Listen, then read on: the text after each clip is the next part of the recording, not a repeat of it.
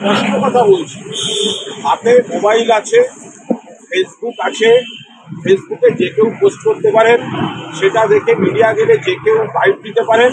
কে কি বললো তার উত্তর দেওয়া বা তার কথার পিঠে কথা বলার প্রয়োজন মনে করি না। আপনার তো তিনি যিনিই হোক, গণতন্ত্রে সবাই সমান, যিনিই হোক, যা বলেছি স্পষ্টভাবে বলেছি, অভয়ার বাবা মাকে সম্মান দিয়ে বলেছি, তাদের বিরোধীদের তারা যাতে পা না দেন সেই বিষয়টা তাদের বিবেচনা করার জন্য বলেছি, তাদের ঘন ঘন অবস্থান বদল নিয়ে বলেছি, যা বলেছি তাতে কোনো অসম্মান নেই। এবার কে কী বললো তাদের কথার উত্তর দেওয়ার প্রয়োজন টুকু মনে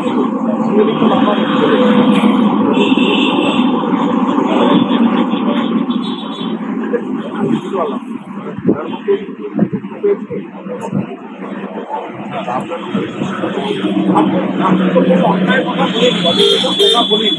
আমি তো বলিনি, আমি তো নন্দিনী দেবীর স্বামীর মতো বলিনি কারুর ঘরের ছেলে ঢুকিয়ে দেবো। আমি তো বলেছি সেদিনকে কি নন্দিনী দেবীর কোনো স্টেটমেন্ট পাওয়া গেছিল? আমি দুঃখ পাইয়াছি যেদিনকে ওনার স্বামী বলিলেন যে আমি ঘরে ছেলে ঢুকিয়ে দেবো, সেদিন কি নন্দিনী দেবীর কোনো স্টেটমেন্ট পাওয়া গেছিল? আমি দুঃখ পাইয়াছি। আমি আমার স্বামীকে সতর্ক করিতেছি, তুমি ক্ষমা না চাইলে আমি বাড়িতে উঠিলে ভাত খাইতে দিব না। এরকম কোনো কিছু ছিল না।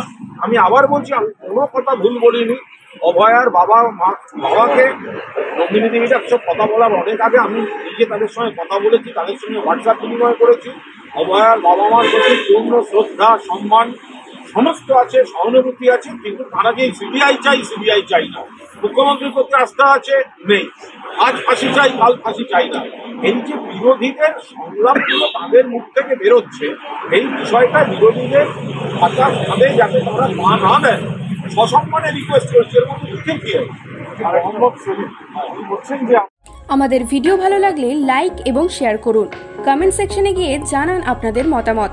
আরও ভিডিও পেতে আমাদের চ্যানেল সাবস্ক্রাইব করুন এবং প্রতি মুহূর্তে খবরের আপডেট পেতে প্রেস করুন বেল আইকন।